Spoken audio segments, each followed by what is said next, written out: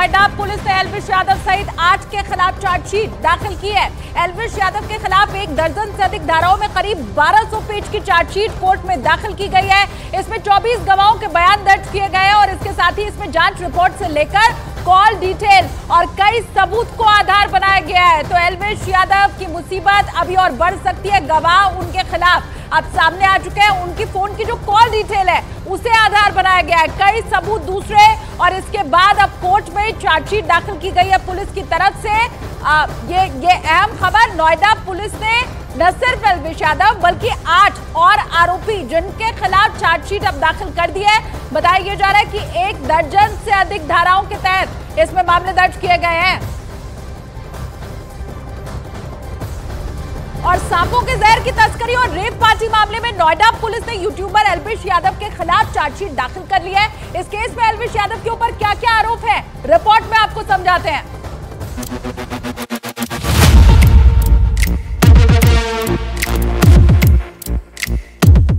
Cobra कांड में एल्विश यादव के खिलाफ चार्जशीट दाखिल।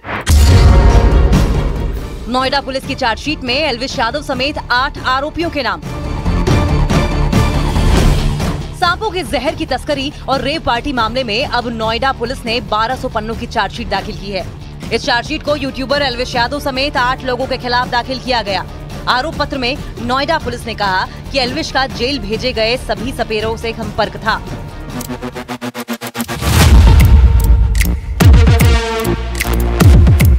यानी इस चार्जशीट से यूट्यूबर एल्विश यादव अब मुश्किल में आ चुका है। पुलिस ने अपनी चार्जशीट में 24 गवाहों के बयान शामिल किए हैं। तो वहीं दूसरी तरफ जयपुर की उस लैब की रिपोर्ट को भी चार्जशीट में शामिल किया गया है, जिसमें सांप के जहर के होने की पुष्टि की गई थी। यही नहीं, इस केस से जुड़े वीडियो, कॉल डिटेल्स और अन्य इलेक्ट्रॉनिक एविडेंस को आधार बनाया गया। एल्विश यादव पर लगी एनडीपीएस एक्ट की धाराओं को लेकर चार्जशीट में सबूत लगाए गए। सभी नामजद आरोपियों के खिलाफ चार्जशीट दाखिल की गई। चार्जशीट में एल्विश के सोशल मीडिया अकाउंट की डिटेल, कॉल डिटेल और आपसी नेटवर्क के बारे में विस्तार से बताया गया। कोबरा समेत 9 सांप और 20 ml जहर की एफएसएल रिपोर्ट को भी चार्जशीट में शामिल किया गया। इसके साथ ही नोएडा पुलिस ने सांपों और सांपों के जहर की तस्करी से लेकर रेव पार्टी के आयोजन सहित सभी आरोपों के प्रमाण इस चार्जशीट में उपलब्ध कराए हैं। एल्विश यादव को सांपों की तस्करी के मामले में 17 मार्च को नोएडा पुलिस ने गिरफ्तार किया था। उस पर आरोप है कि वो रेप पार्टियों में सांप और सांप के जहर की सप्लाई करता है और उसके साथ साथ एल्विश यादव पर ड्रग्स फाइनेंस करने का भी इल्जाम लगा है। इन्हीं आरोपों की वजह से नोएडा पुलिस ने एल्विश यादव को गिरफ्तार करके कोर्ट में पेश किया था। उन्हें 14 दिन की न्यायिक हिरासत में भेजा गया था। बताया गया था कि पुलिस संग पूछताछ में एल्विश ने कबूल किया था कि वो सांपों के जहर की सप्लाई करते थे। कुछ दिन जेल में बिताने के बाद 22 मार्च को एल्विश यादव को जमानत मिल गई थी। यूट्यूबर की जमानत पर एनडीपीएस की लोअर कोर्ट में सुनवाई हुई थी। कोर्ट ने एल्विश को 50-50 हजार के बेल बॉन्ड पर जमानत दी। एल्विश यादव बिग बॉस OTT 2 के विजेता हैं। इसके साथ ही वो एक चर्चित यूट्यूबर हैं। यूट्यूब पर उनके 1.6 करोड़ फॉलोअर्स हैं। इंस्टाग्राम पर उनके 1.3 करोड़ से ज्यादा फैंस हैं। बिग बॉस से मिली शोहरत के बीच ही एल्विश से जुड़ी चौंकाने वाली खबर सामने आई थी। नवंबर 2023 को नोएडा पुलिस ने सेक्टर 51 के एक बैंक्वेट हॉल से 5 लोगों को गिरफ्तार किया था। वहां से कुछ सांप बरामद हुए थे। आरोप लगा कि एल्विश यादव रेव पार्टियों में नशे के लिए सांपों के जहर की सप्लाई करते थे। इन्हीं आरोपों की जांच के बाद नोएडा पुलिस ने एल्विश यादव समेत 8 आरोपियों के खिलाफ चार्जशीट दाखिल की है।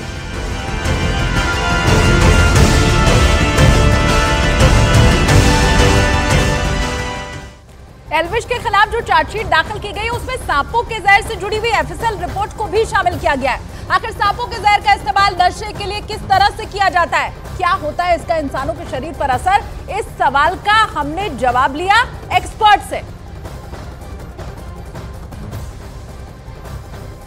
देखिए, जो अभी ट्रेंड चला हुआ है सांपों का के जहर का प्रयोग नशा करने में यूज हो रहा है, उसमें जो सांप होते हैं वो माइल्डली वेनेमस सांप होते हैं जिनका यूज किया जाता है, जैसे कि वाइन स्नेक हो गया।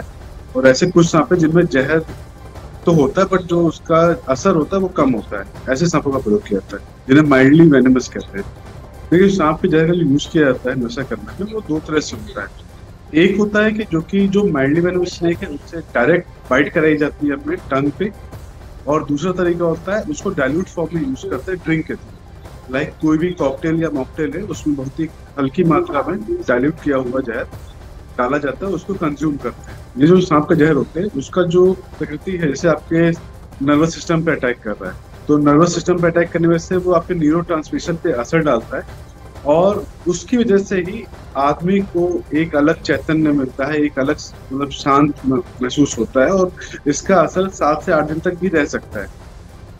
और एक आजकल ट्रेंड के रूप में इसको इसलिए यूज कर रहे हैं क्योंकि एक होता है ना कि कुछ नया ट्राई करने की इच्छा, जो हमारे युवा हैं जो भी लोग यूज कर रहे हैं, कुछ नया ट्राई करने की इच्छा की वजह से इसका यूज कर रहे हैं। तो सांप का जहर आज के लिए इसीलिए ट्रेंड में है क्योंकि वो एक नया मेथड है नशा करने का जिसको लोग ट्राई करना चाहते हैं। तो चार्जशीट दाखिल कर दी गई है, कई ऐसी धाराएं हैं जिनके तहत मामला दर्ज किया गया है। डिटेल में चार्जशीट में क्या कुछ है ये बताने के लिए मेरे साथ न्यूज 18 इंडिया के मानव इस वक्त मौजूद है। मानव, कई धाराओं के तहत मामला दर्ज हुआ है, आरोपी एल्विश के अलावा कौन कौन से हैं और इस चार्जशीट में एल्विश के खिलाफ क्या कुछ कहा गया है? देखिए, करीब 1200 पन्ने की चार्जशीट है और दर्शकों को ये समझना जरूरी है कि 2 नवंबर का मामला है जब देर रात जाकर नोएडा पुलिस ने 5 लोगों को पकड़ा था जिनमें से ज्यादातर सपेरे थे और उन सपेरों ने जिस तरीके से अपनी गवाही दी, अपने बयान दर्ज कराए, तो उसमें साफ तौर पर एल्विश का नाम सामने आया था और जांच में एल्विश ने खुद कबूला था। और ये सारी बातें अब चार्जशीट में कही गई हैं, आरोप पत्र में कही गई हैं कि एल्विश सांप के जहर की सप्लाई करता था और जयपुर की एक लैब है, उस लैब से जांच कराई गई थी सैंपल्स की, क्योंकि जब 2 नवंबर की रात जो चीजें बरामद की गई थी, 9 सांप बरामद किए गए थे जिसमें तो 2 कोबरा थे, एक अजगर था, इसके साथ साथ 20 मिलीलीटर की एक शीशी मिली थी जिसमें सांप का जहर था, वेनम था। और जब उसकी जांच कराई सैंपल की तो जयपुर की उस लैब रिपोर्ट ने इस बात की पुष्टि की थी कि हाँ, ये सांप का जहर है और इसका इस्तेमाल बाकायदा पार्टीज में नशे के तौर पर नशा करने के लिए उसका इस्तेमाल किया गया। और इसके बाद ये सारी चीजें नोएडा पुलिस ने अब उस आरोप पत्र, उस चार्जशीट में एक तरीके से कही हैं। और क्योंकि जब बयान लिए गए थे तो उसमें एल्विश की तरफ से भी ये कहा गया था कि हाँ, वो ये सांपों के जहर का व्यापार करता है और इसके साथ साथ वो ड्रग्स का फाइनेंस करने का काम भी करता था। इसके अलावा जो 5 सपेरे थे उनके लगातार संपर्क में एल्विश था, ये पुलिस की जांच में अभी तक निकल के सामने आ चुका है। जी मानव, एक चीज आप और स्पष्ट कीजिए, क्योंकि शुरू में ही आपने कहा कि चार्जशीट में ये बात कही गई है कि एल्विश यादव सप्लाई करता था। मतलब अगर कंज्यूमर आप हैं तब तो कानून में कुछ राहत मिल भी पाएगी, लेकिन सप्लायर अगर आप हैं तब तो कानून बड़ा सख्त है। आप बिल्कुल देखिए, इसीलिए एल्विश के ऊपर एनडीपीएस नारकोटिक्स आपका जो नारकोटिक ड्रग एंड साइकोट्रोपिक जो एक्ट है उसके तहत भी मामला दर्ज हो रखा है और इसके तहत बाहर आना बहुत मुश्किल हो जाता है। और इसमें मुश्किलें इसलिए बढ़ रही हैं क्योंकि एक तरीके से अब नशे का जब कोई काम करता है या आपने देखा होगा कि जब ड्रग्स कहीं पकड़ी जाती है तो उन धाराओं में ये केस बनता है। तो ये केस भी एल्विश के ऊपर दर्ज किया गया है क्योंकि ये कहा गया है कि उन सपेरों के संपर्क में एल्विश लगातार था और लगातार उनकी जो फोन कॉल्स थी, जो फोन की डिटेल्स निकाली गई, मैसेज निकाले गए, तो उस बात में पुष्टि हुई है कि एल्विश लगातार इस तरीके की गतिविधियों में संलिप्त था और वो सांप के जहर को वेनम का एक तरीके से कारोबार के तौर पर अपना एक तरीके से धंधा चला रहा था और उसने कई जगहों पर रेप पार्टियों में सांप के जहर को बेचा है। इसके साथ साथ जो ड्रग्स को फाइनेंस करने की बात कही जाती है वो भी इस जांच में। ठीक है, बिल्कुल। तो अब एल्विश यादव की मुश्किलें बढ़ने ही वाली हैं आगे। मानव, अपडेट आगे भी आपसे लेंगे, आप नजर बनाकर रखिए। और एक और बड़ी खबर, दिल्ली में बच्चों की खरीद फरोख्त के मामले में सीबीआई ने चाइल्ड ट्रैफिकिंग नेटवर्क का भांडाफोड़ किया है। सीबीआई की टीम ने 7 जगह छापेमारी करके 3 बच्चों को बचाया है, 7 आरोपियों को गिरफ्तार किया है। सीबीआई के मुताबिक दिल्ली और हरियाणा में 7 जगह पर तलाशी ली गई। अभियान के दौरान सीबीआई ने नवजात शिशु समेत 3 बच्चों को बरामद किया। तलाशी के दौरान 5.5 लाख रुपए नगद और दूसरे दस्तावेज सहित आपत्तिजनक सामान भी बरामद किया गया है। सीबीआई ने 7 आरोपियों को गिरफ्तार किया है। ये बहुत बड़ी खबर इस वक्त की। इस वक्त हम मौजूद हैं दिल्ली के केशवपुरम के त्रिनगर इलाके में, जहां पर सीबीआई ने रेड की है और कई ऐसी लोकेशंस पे दिल्ली एनसीआर की बताया जा रहा है 6-7 लोकेशन में ये रेड की गई है और उसके बाद 6 से 7 नवजात शिशुओं को रेस्क्यू किया गया है। एक महिला को गिरफ्तार किया गया है, वार्ड बॉय की गिरफ्तारी हुई है, कुछ लोगों को हिरासत में लिया गया है। ये पूरा मामला जो है चाइल्ड ट्रैफिकिंग का नजर आ रहा है। ये जो घर फिलहाल आप देख रहे हैं तस्वीरों में, यहाँ से एक महिला